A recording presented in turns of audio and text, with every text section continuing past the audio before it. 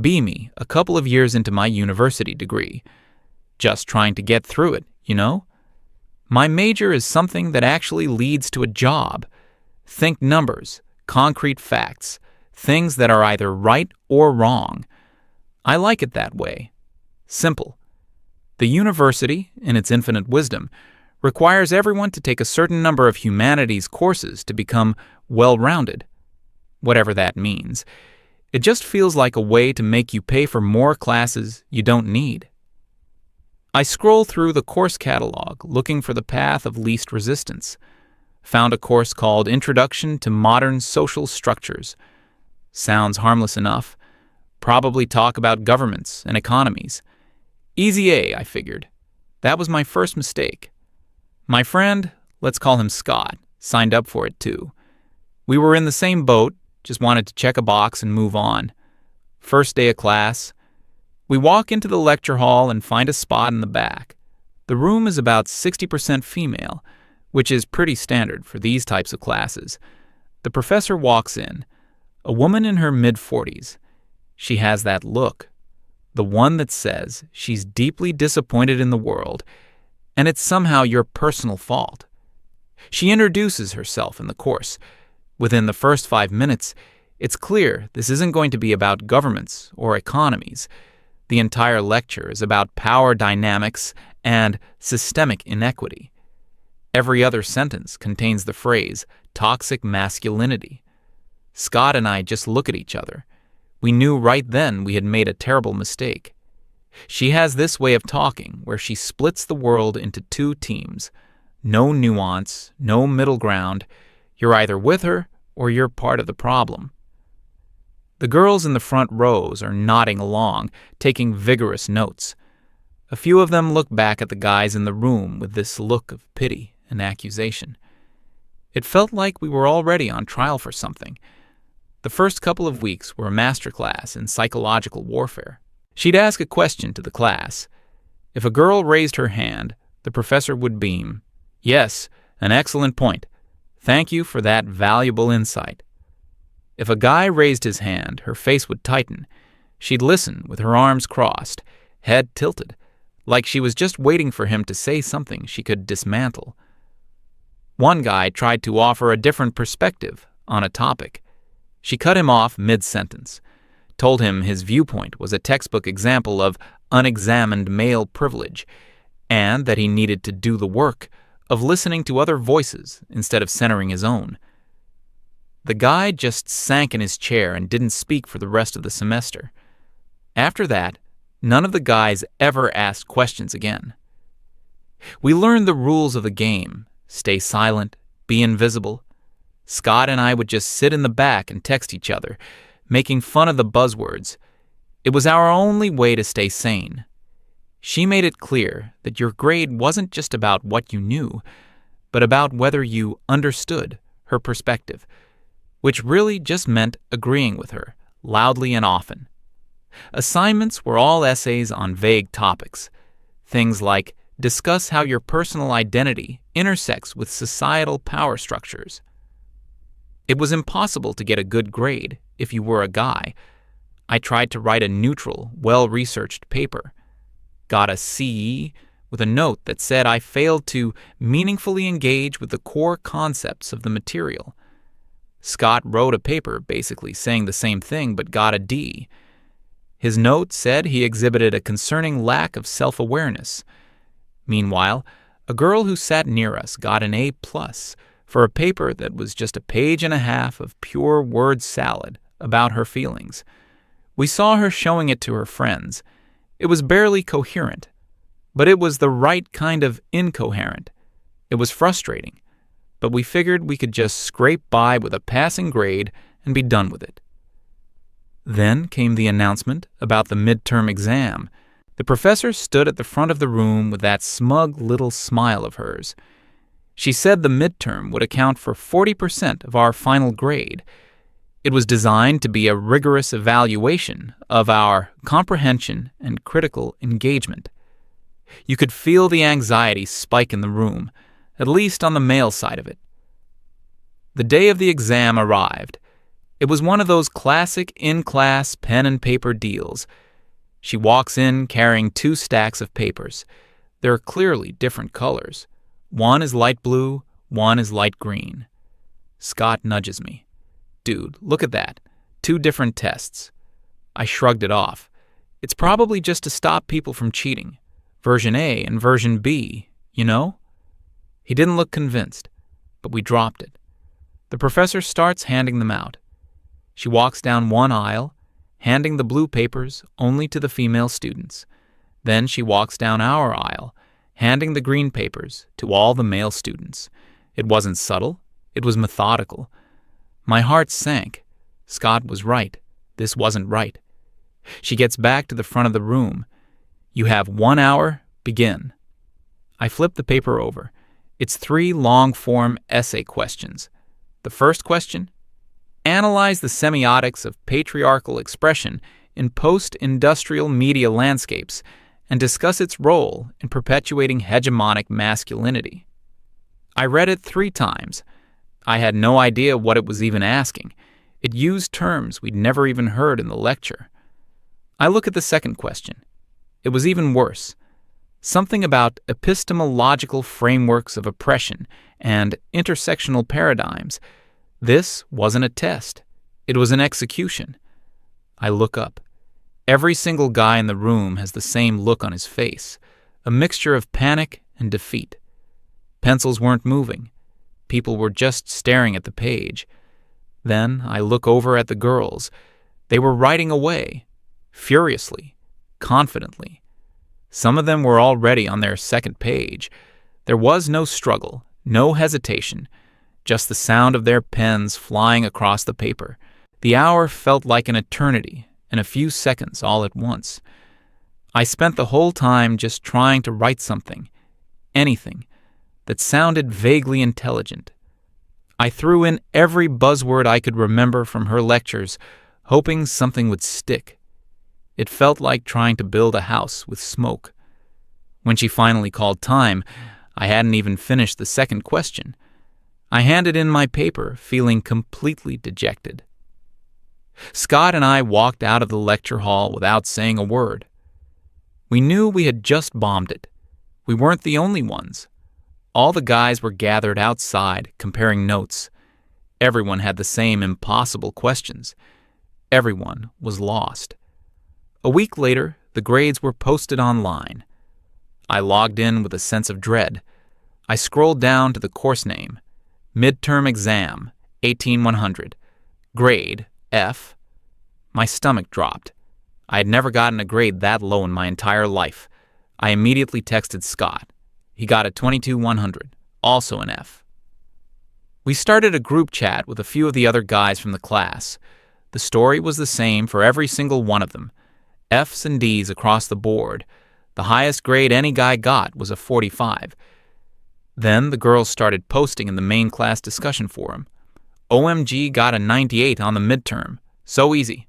Right? I was worried, but I got a 95. She's such a fair marker. Anyone get less than an A? LOL. It was a slap in the face. They weren't just succeeding, they were gloating. One of them even posted a comment saying, maybe the guys should spend less time on video games and more time studying. The rage I felt was cold and sharp. This wasn't about academics. This was a targeted attack. Scott was furious. I told you it was 2 different tests. We have to do something. But what could we do? Go to the dean? It would be our word against hers. A bunch of failing male students versus a female professor. We knew exactly how that would play out. We'd be labeled as entitled, angry men who couldn't handle a challenging course. They'd probably make us attend a sensitivity training workshop. We were trapped. Scott, however, wasn't ready to give up. We need proof, he said. Undeniable proof. The next day, we came up with a plan. It felt kind of grimy, but we were desperate. We saw one of the girls from our class who was always talking about how easy it was. We went up to her, putting on our best friendly, non-threatening faces. I was the one who did the talking. Hey, sorry to bother you, We did really poorly on the midterm, and we're trying to figure out what we did wrong. Would you mind if we took a look at your test, just to see what a good answer looks like?"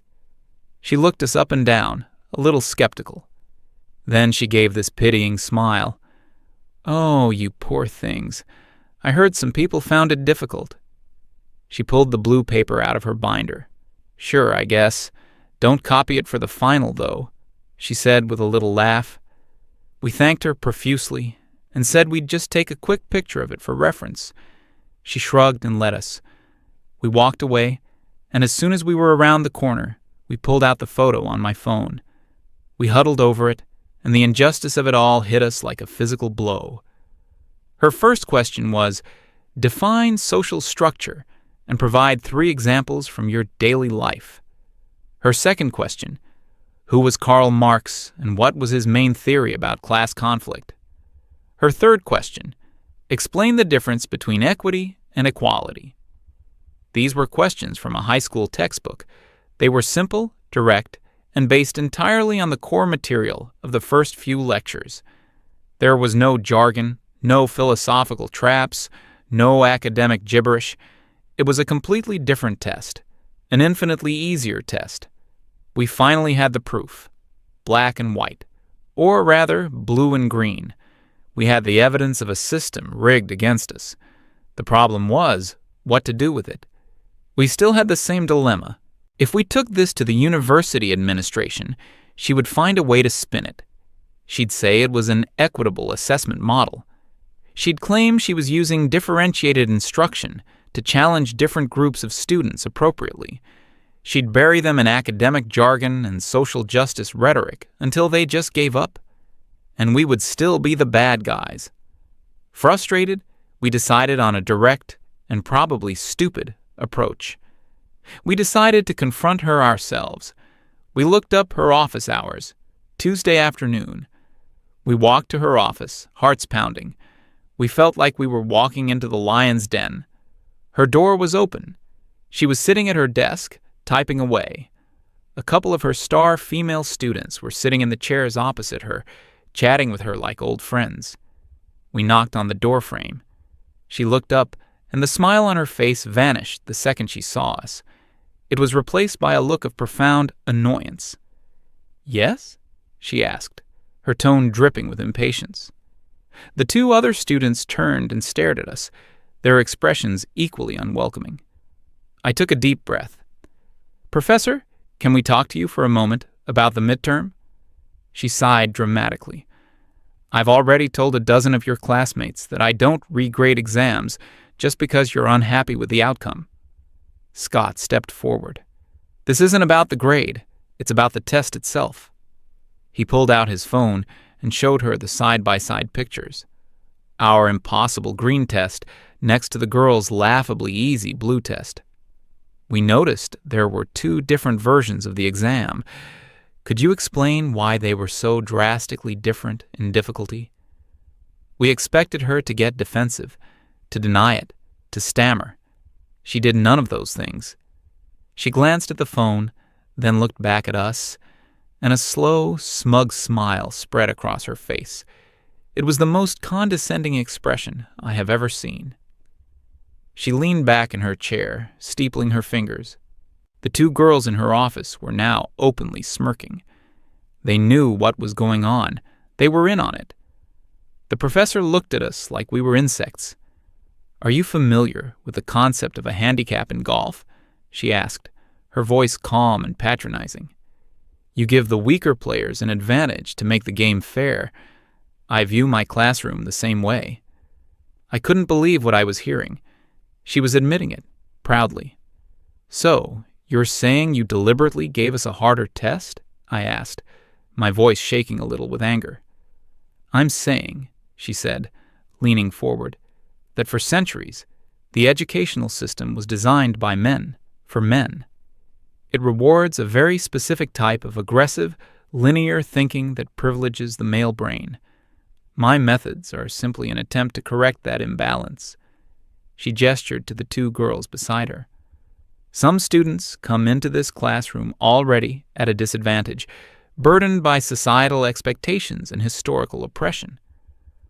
Others, she said, looking directly at us, come in with a lifetime of unearned privilege. My job is to create equity, true equity, and sometimes that means challenging the privileged and supporting the marginalized. It's not my fault if you find that challenge uncomfortable. It was a perfectly crafted, academically sound speech that was complete and utter nonsense. It was a justification for blatant, vindictive discrimination. Scott was about to explode. I could see it in his eyes. "So, this is fair to you?" he managed to say through clenched teeth. She just smiled that infuriating smile again. Fairness doesn't mean treating everyone the same. It means giving everyone what they need to succeed. Perhaps what you need is a bit more intellectual rigor to help you overcome your toxic conditioning. She then turned to the girls. Now, as we were saying about Foucault, she had dismissed us, completely and totally. We were left standing there, humiliated, in front of her giggling disciples. There was nothing else to say. We turned and walked away. The sound of their laughter followed us down the hall. We walked all the way across campus and just sat on a bench, not saying anything for a long time. The feeling of powerlessness was suffocating. We were right, and we had proof. But it didn't matter. The system wasn't broken. It was working exactly as it was designed to. It was a machine built to protect people like her and crush people like us. Any attempt to fight it through official channels would be suicide. We sat there for maybe half an hour. The sun started to set. Finally, Scott broke the silence. He wasn't looking at me. He was staring off into the distance, a strange look on his face. It wasn't defeat anymore. It was something else, something cold and hard. "Okay," he said quietly. "There's no point in playing their game anymore." He turned to me, his eyes now focused and intense. "It's time we start playing our own." I just looked at Scott, not really understanding what he meant. "What are you talking about?" "I'm talking about the fact that we can't win by following the rules," he said, his voice completely flat. "Because she sets the rules. The university sets the rules. The whole system is her playing field." He stood up and started pacing in front of the bench. We tried to be reasonable. We tried to be direct. And she laughed in our faces. She admitted to everything because she knows she's untouchable. She has academic freedom and a whole ideology to back her up. He stopped and looked right at me. "So, we're not going to go to the dean. We're not going to file a complaint. We're going to burn her to the ground using her own arrogance against her." A plan started to form right there on that bench. It was risky. It was underhanded. And it was our only shot. The core of the idea was simple. Her biggest strength was her towering ego. She was so convinced of her own moral and intellectual superiority that she couldn't imagine anyone ever successfully challenging her. That ego was the crack in her armor. We just had to figure out how to break it wide open. The final exam was in 3 weeks. We needed something concrete. Something that couldn't be explained away with academic jargon. We needed her own words, spoken in her own voice, admitting exactly what she was doing. Scott's plan was audacious. He was going to go back to her office hours, but this time he was going to go alone. He wasn't going to go as an angry student. He was going to go as a convert. It took us a few days to get the script right. We rehearsed it. He had to be completely convincing. The following week, he went. I was waiting outside the building, so nervous I thought I was going to be sick. He had his phone in his shirt pocket, set to record audio. He walked into her office. I found out later there were a couple of other students there again, her usual fan club. Scott started his performance. He told her he'd been thinking a lot about their last conversation. He said that at first he was angry, but then he realized she was right. He told her he'd been blind to his own privilege his whole life, and that her challenging midterm was the wake-up call he needed. He laid it on thick. He used her own buzzwords against her. He talked about unlearning his toxic programming and wanting to become a better ally. According to Scott, her entire demeanor changed. The sneer was gone, replaced by a look of triumphant vindication. She had broken one of us. Her methods were working. The other students in the room were looking at Scott with newfound respect. He was the lost sheep who had seen the light. She gestured for him to sit down. She asked him what had brought about this change of heart. Scott told her he was fascinated by her pedagogical strategy. He said he thought it was brave and revolutionary. He asked her if she could explain the theory behind it more, because he wanted to truly understand it. He had handed her a golden invitation to monologue about her favorite subject, herself, and she took it. For the next 15 minutes, with the recorder capturing every single word, she laid out her entire discriminatory philosophy. She bragged about it. She called her two-tiered testing system a necessary corrective action in a world that coddles men from birth. She explained in excruciating detail how she carefully calibrated the difficulty of the men's exams to be just on the edge of impossible to induce a sense of intellectual humility. She mentioned that the women's exams were designed to be empowering and confidence-building to counteract the systemic discouragement they face elsewhere. She even laughed as she described watching the male students' faces during the midterm, calling it a valuable learning experience for them, even if they don't realize it. One of the other girls in the room chimed in, saying she thought it was a brilliant idea and that all professors should do it. The professor agreed, saying that one day people would look back on her methods as pioneering. Scott just sat there, nodding along, asking an occasional question to keep her talking. He played his part perfectly. When she was done, he thanked her, saying she had given him so much to think about. He walked out of that office, got outside, and took the deepest breath of his life. He met me, and we walked back to my apartment without saying a word. We sat down, he took out his phone, and he hit play. We listened to the entire recording. It was worse than we could have ever imagined. It was a 15-minute crystal-clear confession filled with arrogance and contempt. It was our weapon. We didn't act immediately. We waited. We knew timing was everything. We spent the next week just going through the motions, attending her class, keeping our heads down. She'd occasionally look at Scott and give him a small, knowing smile. She thought he was on her team now. The irony was so thick you could choke on it. The night before the final exam, the entire university was on edge, everyone cramming for their tests. That's when we decided to strike. We created a throwaway email address and a burner account on every social media platform we could think of. We drafted a post. It was simple, direct, and factual. Subject: Evidence of systematic discrimination in course name. The body of the post was just a few lines. For anyone who has taken this course, here is proof of the professor's grading practices.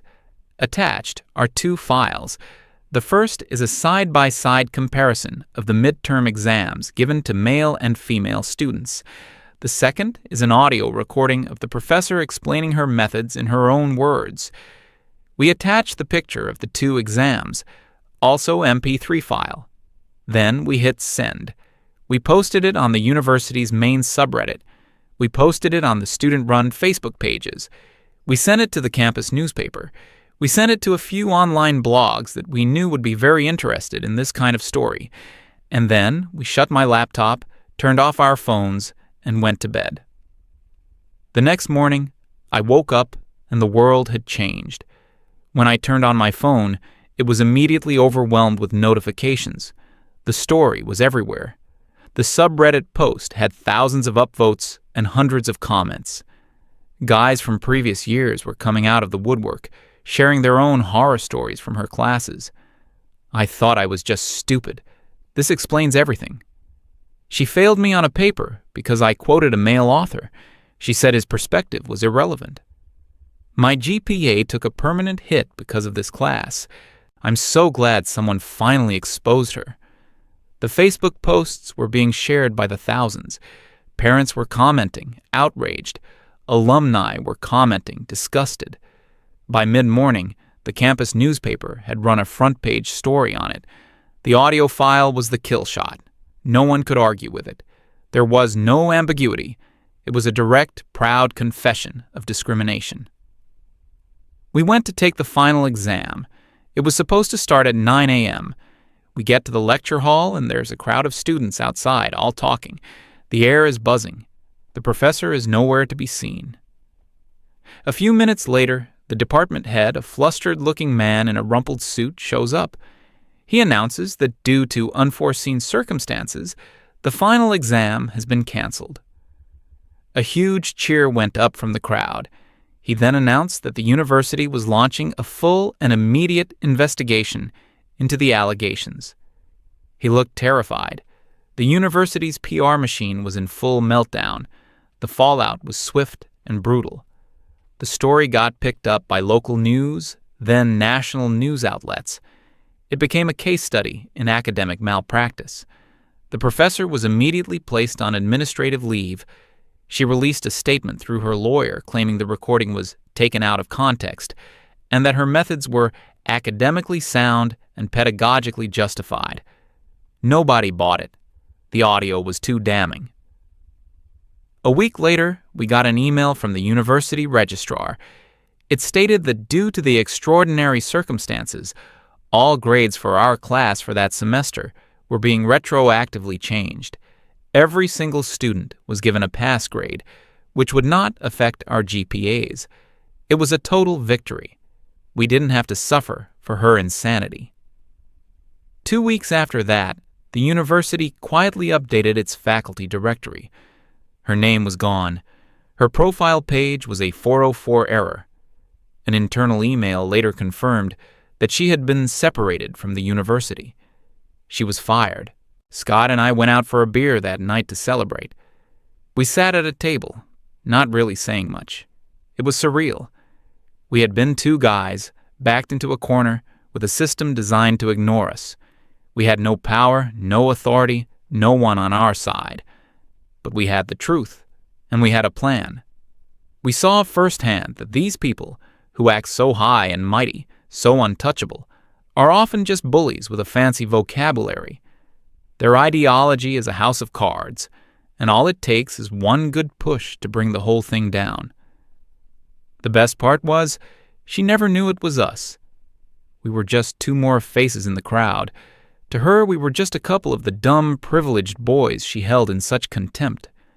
She never realized that those same boys were the ones who orchestrated her downfall. And that, I think, is the most satisfying justice of all.